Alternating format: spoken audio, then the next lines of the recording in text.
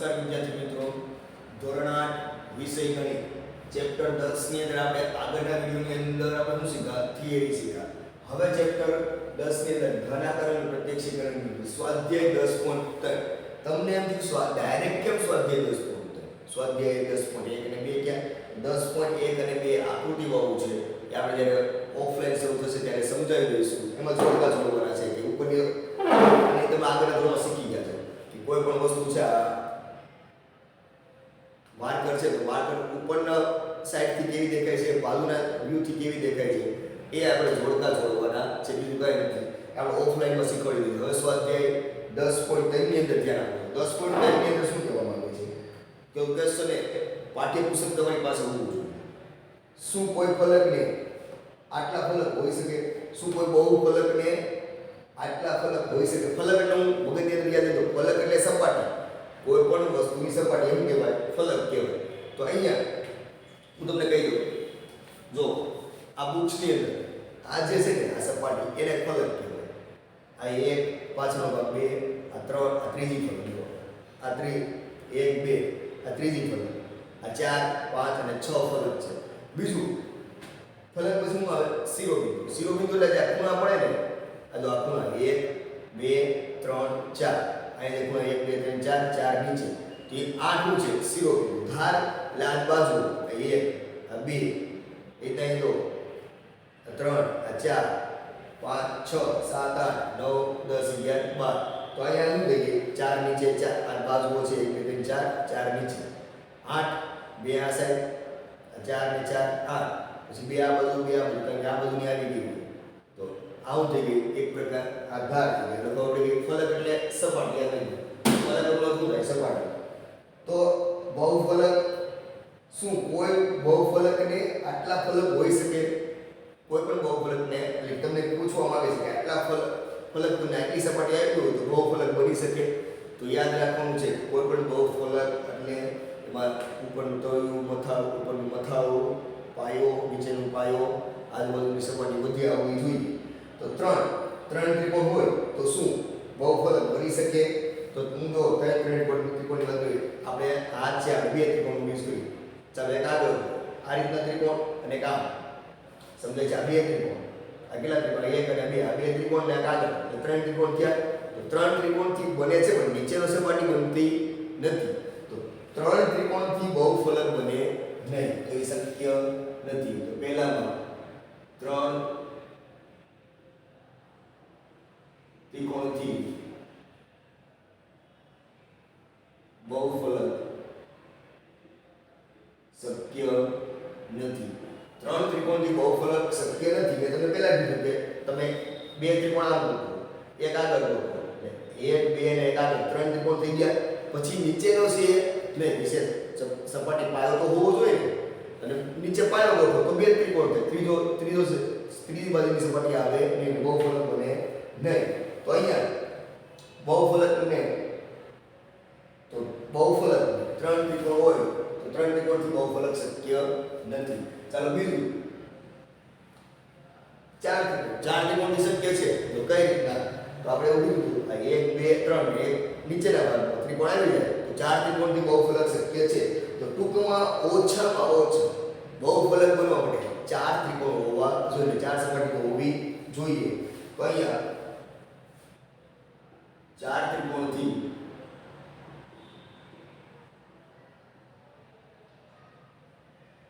બહુફલક શક્ય છે. 4 ત્રિકોણથી બહુફલક શક્ય છે. આગળનું ત્રીજું, એક ચોરસ અને 4 ત્રિકોણ. જો 4 ત્રિકોણ આપણે આગળના વિડિયોની અંદર જે આપણે બીજી અહીં આકૃતિ દોરી હતી એ 4 ત્રિકોણ વાળો બહુફલક હતો. હવે તો 4 ત્રિકોણથી બહુફલક શક્ય છે. હવે શું કીધું છે? એક ચોરસ હોવો અને 4 ત્રિકોણ. તો એ પણ આપણે બહુફલક દોર્યો હતો. આ બાજુનો આપણે જે પિરામિડ દોર્યો હતો એમાં નીચે ચોરસ હતું અને આજુબાજુની સપાટી પર 4 ત્રિકોણથી બની હતી. તો એ પણ શક્ય છે. ચોરસ પિરામિડ, ત્રિકોણ, ચોરસ પાયાવાળો પિરામિડ, તો એ પણ શક્ય છે. તો અહીંયા એક ચોરસ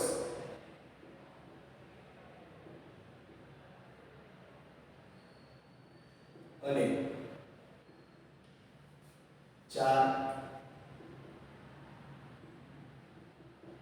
ત્રિકોણથી બહુફલક શક્ય છે. તો આ બેની આકૃતિ, આ બે પિરામિડ છે જે આપણે આગળના વિડિયોની અંદર જે આકૃતિ દોરી હતી નીચે પિરામિડની, એમાં જે ચોરસ પાયાવાળો હતો એ ચોરસ પિરામિડ, ચોરસ પાયાવાળો પિરામિડ જેમાં નીચેનો પાયો ચોરસ હતો અને ઉપર ચારે ત્રિકોણ હતા. ઉપરની જે ફલક હતી ચાર ત્રિકોણથી બનેલી હતી. જ્યારે આ ત્રિકોણીય પિરામિડ આપણે જોયો તો આગળના વિડિયોની અંદર કે એમાં નીચેનો પાયો જે હતો એ આ રીતે ત્રિકોણ હતો અને જે ઉપરની સપાટીઓ હતી આ ત્રણ સપાટી પાછળ આવી જાય તો એ ત્રિકોણીય પિરામિડ છે. તો આ રીતના આપણે ક્વેશ્ચન 1 પૂરો. હવે ક્વેશ્ચન 2 જુઓ. આમાં થિયરિકલ જ આવશે બધું.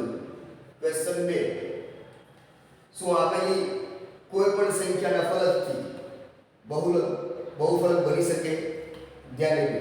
શું આપેલી કોઈ પણ સંખ્યાના ફલકથી તમને ફલકની સંખ્યા આપી હોય એટલી સપાટીઓ 5 સપાટી, 6 સપાટી, 7 સપાટી, 8 સપાટી, તો એથી બહુફલક બની શકે? તો હા, ઓછામાં ઓછી 4 કે 4 થી વધુ સંખ્યા આપેલી હોય. જો બે બહુફલક આપ્યું હોય, બે ફલક ખાલી એમ કીધું બે સપાટી બહુફલક બને નહીં, 3 સપાટીથી બહુફલક બને નહીં. જો 3 ત્રિકોણથી 3 ફલકથી બહુફલક ન બને. ઓછામાં ઓછી કેટલી આપેલી હોય? 4 કે 4 થી વધારે આપેલી હોવી જોઈએ. તો આપણે લખી શકીએ હા, પણ આ શરત શું લખવાની? આપણે પૂછવું શું આપેલી કોઈ પણ સંખ્યાના ફલકથી બહુફલક બની શકે? તો હા, આપેલી ફલકની સંખ્યા 4 કે 4 થી વધારે હોય તો આને કહેવાનું હા, જો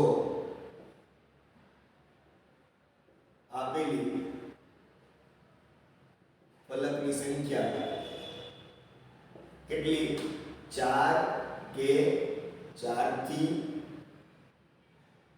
વધારે હોય તો શક્ય છે. ચાલો ક્વેશ્ચન નંબર 3.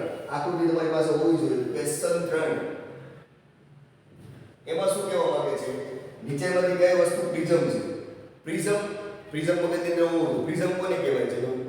આ પ્રિઝમ નથી, આના આગળ વસ્તુ છે. પણ છોલિયા વગરની પેન્સિલ એ પ્રિઝમ છે. ઉપરનું નીચેનો જે પાયો અને ઉપરનું મથાળું એ કેવું હોવું જોઈએ? એકરૂપ હોવું જોઈએ. એકરૂપ એટલે સરખા હોવું જોઈએ. અને આ જે સપાટીઓ છે આજુબાજુ એ સમાંતર બાજુ ચતુષ્કોણ હોવું જોઈએ. તો આપણે જોઈએ ખીલીની અંદર તમે જો આકૃતિ જો, ખીલીની અંદર ઉપરનો જે ભાગ છે મથાળું એ કેવું છે? વર્તુળાકાર. નીચેનું જે ભાગ છે પાયો એ અણીદાર છે. તો એમાં ઉપરને નીચે સરખું થતું નથી. એટલે ખીલી છે એ પ્રિઝમ નથી. તો પહેલું ખીલી પ્રિઝમ નથી. ચાલો બીજું છોલિયા વગરની પેન્સિલ. આગળ જોઈએ છોલિયા વગરની પેન્સિલમાં જો ઉપરનું મથાળું નીચેનો પાયો બંને કેવા છે? સરખા. અને આજુબાજુ છે એ સમાંતર બાજુ ચતુષ્કોણ છે. તો છોલિયા વગરની પેન્સિલ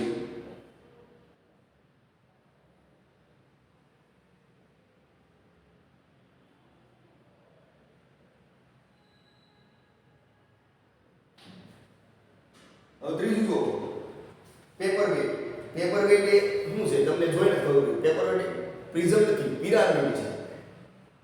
કારણ કે એની આજુબાજુ જે ફલકો છે, સપાટીઓ છે, એ જે પાયો છે એની બાજુમાંથી બનતી ત્રિકોણાકાર છે. અને બધા ત્રિકોણ ઉપર એકબીજાને મળે છે. એમ કહેવાય પિરામિડ કહેવાય. તો અહીંયા પેપરવેટ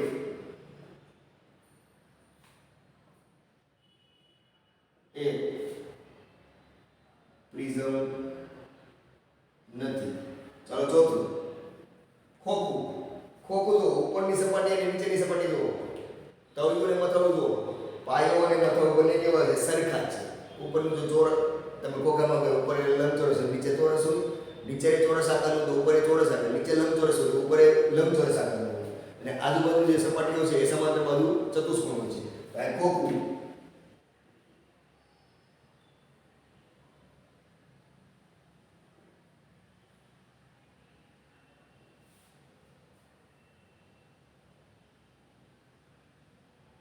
ખોખું એવું છે પ્રિઝમ છે.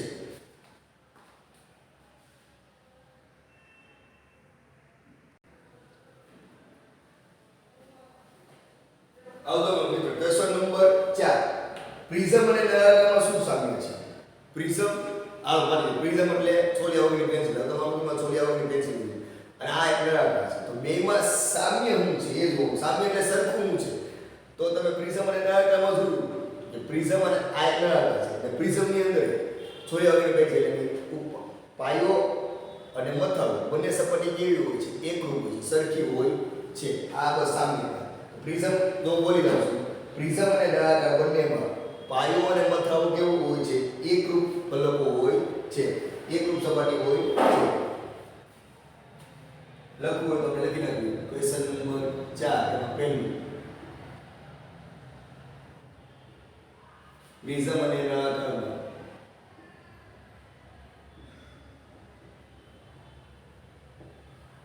પ્રિઝમ અને નળાકાર બંનેમાં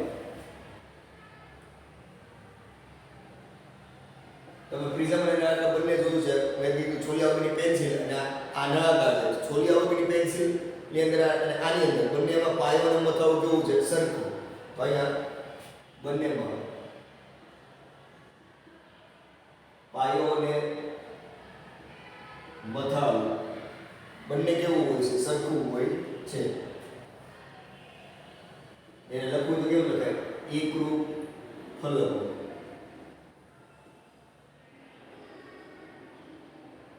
પ્રિઝમ અને નળાકાર બંનેમાં પાયો અને મથાળું એકરૂપ ફલકો હોય છે. ફલક એટલે સપાટી. તો આ ઉપરની સાઈડ સપાટી અને નીચેની સપાટી એકરૂપ ફલકો છે.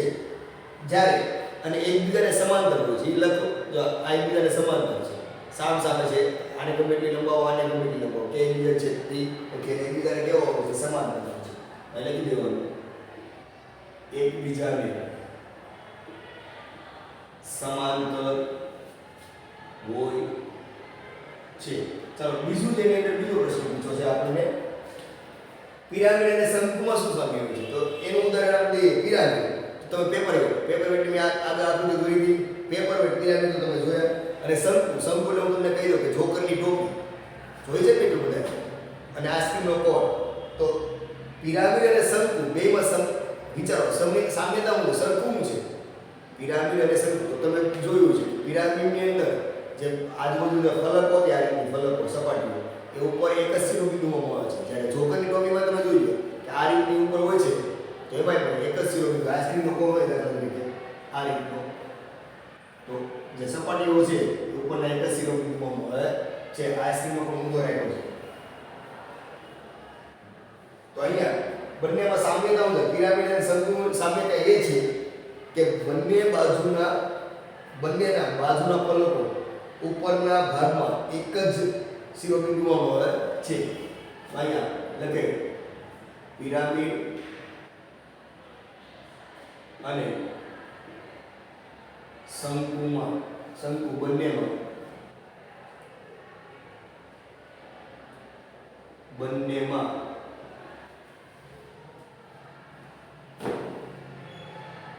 ફલકો ઉપરના એક શિરોબિંદુમાં મળે છે. પિરામિડ અને શંકુ બંનેમાં ફલકો ઉપરના એક શિરોબિંદુમાં મળે છે. આ એની સામ્યતા. હવે જો અહીંયા શું છે? પ્રિઝમ. તમે પ્રિઝમની બાજુઓને પ્રિઝમની પાયા આ જે પ્રિઝમનો પાયો હોય ને એની આ બાજુ આ પાયાની બાજુઓની સંખ્યા વધારતા જાઓ ને એની નળાકારમાં મળી જાય. અને જે પિરામિડ છે પિરામિડ એની બાજુનો જે પાયો છે પાયાની બાજુને વધારતા જાઓ ને તો એ શંકુ બની જાય. આપણે યાદ રાખવાની જરૂર નથી. આપણે કંઈ કહી દઈએ. Question number 5. ક્વેશ્ચન 5 માં જો શું કહેવામાં આવે છે? શું ચોરસ પ્રિઝમ એ સમઘન જેવો હોય છે? સમજાવો. શું ચોરસ પ્રિઝમ એ સમઘન જેવો હોય છે? સમઘન એટલે રમતનું પાસું.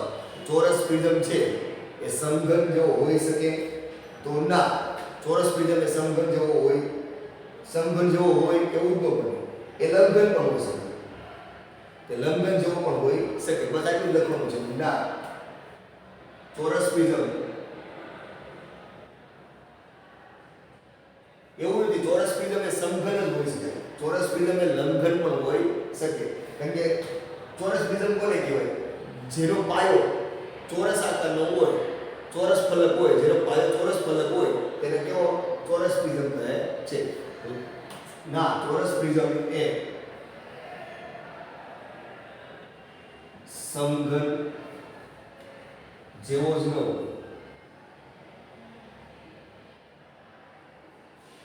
ચોરસ પ્રિઝમ એ સમઘન જેવો જ ન હોય. એ લંબઘન પણ હોઈ શકે. ચોરસ સમઘન જેવો જ ન હોય, એ લંબઘન પણ હોઈ શકે. અહીંયા તમે થિયરિકલ બધું હતું. હવે આપણે દાખલા આવે ક્વેશ્ચન નંબર 6 ની અંદર. હવે જો બે આકૃતિ આપેલી છે. હવે કીધું છે યુલરનું સૂત્ર નીચેના ઘનાકારો માટે તપાસો. આ ખાસ ધ્યાન રાખો, આવા દાખલા પૂછાય.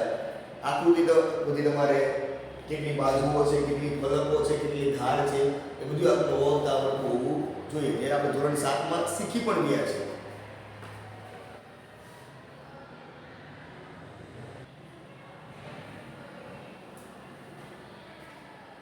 ક્વેશ્ચન નંબર 6 ની અંદર કીધું છે યુલરનું સૂત્ર નીચેના ઘન આકાર માટે તપાસો. આ ઘન આકારો આપણને પરીક્ષામાં આપેલા હોય છે, એના માટે આપણે યુલરનું સૂત્ર તપાસવાનું છે.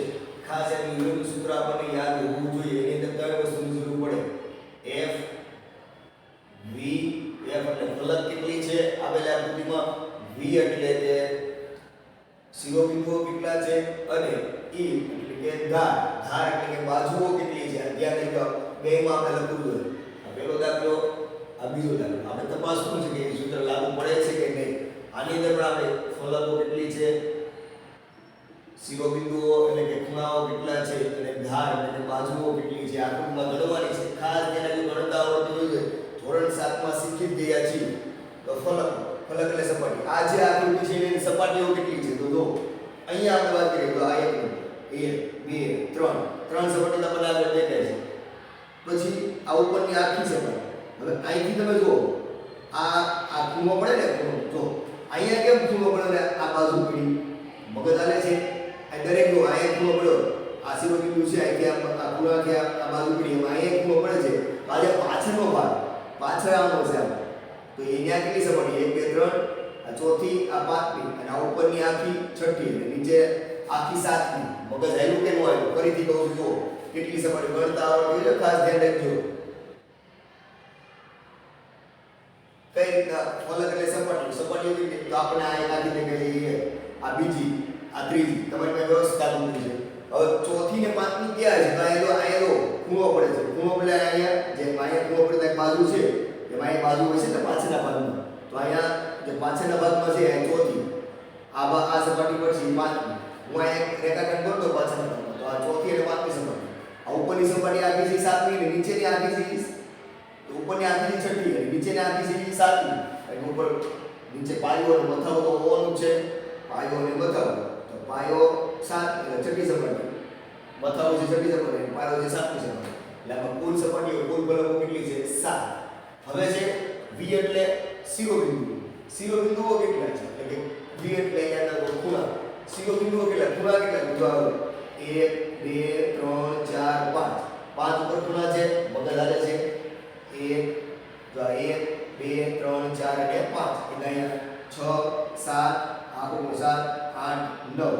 એટલે અહીં પાછળના ભાગમાં છે, કારણ કે અહીંયા એક બાજુ પડે છે, પાછળના ભાગમાં આખું હોય છે 10 નથી. કેટલા થયા? 10. કેવી રીતના 10? તો હજી ખબર પડી. આ ઉપર કેટલા? 1 2 3 4 અને 5. 5 ઉપર ખૂણા થઈ ગયા, એટલે નીચે 6 7 8 9, અને પાછળના ભાગમાં 10. તો આમાં ખૂણાઓ કેટલા હશે? 10. એટલે કે શિરોબિંદુઓ 10. હવે બાજુ ગણતા આવડતી હોય.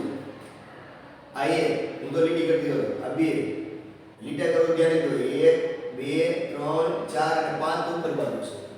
એટલે 6 7 8 9, ને આ પાછળના ભાગમાં 1 10 10 11 12 13, અને પાછળના ભાગમાં હોય છે 14. સમજાય છે? પાછળના ભાગમાં જેમ આ બે બાજુને જોડી અહીંયા એક રેખાખંડ છે, એને જોડતી બે બાજુ હોય ને, એ માની આ જ રેખાખંડ છે પાછળના ભાગમાં. તો આ બે બાજુઓ થઈ ગઈ. તો અહીંયા કેટલી થઈ ગઈ? ઉપર 5 6 7 8 9, પછી આ 10 11 12, અહીંયા ઉપર કેટલી છે? 5. પછી 1 2 3 4 5 6 7 8 9 પછી આ બાજુ ગણા છે એટલે આ 10 બાજુ પાછળના ભાગમાં આ બાજુ છે 10 10 પછી 11 12 13 પછી જે પાછળની બાજુ છે ને એને આ પાછળમાં બે બાજુ જોડેલી છે 14 અને 15 ઉપર કેટલી આ બાજુ કેટલી થઈ અને 15 હવે આના માટે આપણે યુલરનું સૂત્ર લાગુ પડે છે કે નહીં યુલરનું સૂત્ર શું છે ખાસ યાદ રાખવું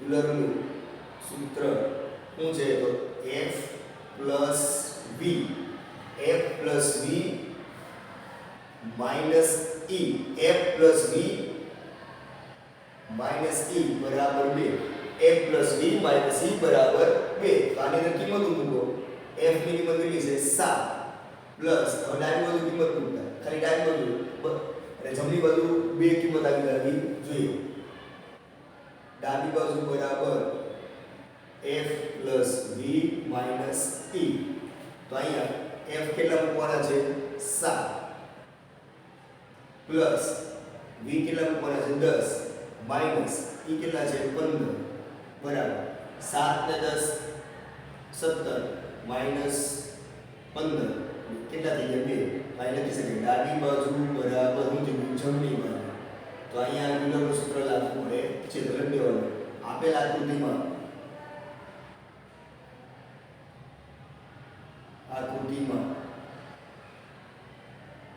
યુલરનું સૂત્ર લાગુ પડે છે ચલો એકદમ સેમ આવી આકૃતિ હવે આની અંદર તમે જો જાતે પ્રેક્ટિસ કરો f એટલે ફલક ફલક કેટલી સપાટીઓ કેટલી તો એક હવે તમારા ઉપર ભૂલી જાવ ડબ્બો છે સમઘન ડબ્બો છે તેલનો ડબ્બો છે તેલનો ડબ્બો સપાટીનો ઉપરનો મંથાવું હોય નીચે તળિયું બે સપાટી થઈ આજુબાજુ કેટલી સપાટી 4 એટલે કુલ 6 સપાટી થઈ હવે ઉપર જો ઉપર અહીંયા આગળનો ભાગ દેખાય છે આ પાછળનો સાઈડનો ભાગ દેખાય છે આ એ પછી આ આગળનો ભાગ છે આગળનું લોકેશન છે એ બીજી સપાટી પછી આ સાઈડનો ભાગ છે આ ત્રીજી અને આ પાછળનો ભાગ 4 ઉપર કેટલી સપાટી છે 4 મગજ હાલે છે તમે વ્યવસ્થિત આકૃતિમાં ચોપડીમાં જે જોયું આ જે સાઈડમાં છે આ બધું પાછળના ભાગ 1 આગળ જે લોકેશન દેખાય 2 આ સાઈડમાં 3 અને પાછળ 4 4 અહીંયા છે પછી 6 ને 4 10 ફલક કેટલી છે 10 હવે કોની શિરોબિંદુઓ કેટલા છે શિરોબિંદુઓ ખૂણા તો ઉપર કેટલા ખૂણા છે 1 2 3 4 એટલે નીચે કેટલા ખૂણા 4 કેટલા થયા 8 થયા 1 2 3 4 5 6 7 8 ખૂણા ને એક અહીંયા ખૂણો આપણે પિરામિડમાં ભણ્યા કે ઉપરની આ બધી સપાટી ઉપર એક જ ખૂણામાં મળે તો આ કેટલી છે શિરોબિંદુઓ કેટલા છે 9 ખૂણાઓ 9 અવધાર બાજુઓ કેટલી છે પેલા તેલ ને બનીને બાજુ બની ગઈ ઉપર 4 નીચે 4 એટલે કેટલી થઈ 8 થઈ અને આજુબાજુ કેટલી હોય 2 એટલે 8 9 10 11 12 સમજાય છે એટલે તમને આગળ પણ શીખવાડ્યું ચોપડીનું ઉદાહરણ ઉપર 4 નીચે 4 એટલે 8 પછી આ બધું 2 એટલે 8 ને 2 10 ને આ બધું 2 12 હવે ઉપર કેટલી છે 1 2 3 4 12 ને 4 16 નું થઈ બાજુ હવે આમાં યુલરનું સૂત્ર તમારે જાતે ચેક કરી લેવાનું છે યુલરનું સૂત્ર બરાબર f v minus e બરાબર 2 તો તમારે ડાબી બાજુ બરાબર f v minus e હવે આની અંદર તમારે જાતે કિંમત ચેક કરી લેવાનું છે કે આપેલી આકૃતિ માટે યુલરનું સૂત્ર લાગુ પડે છે કે નહીં હવે ક્વેશ્ચન નંબર 7 અને 8 નેક્સ્ટ વિડિયોની અંદર અભ્યાસ કરીશું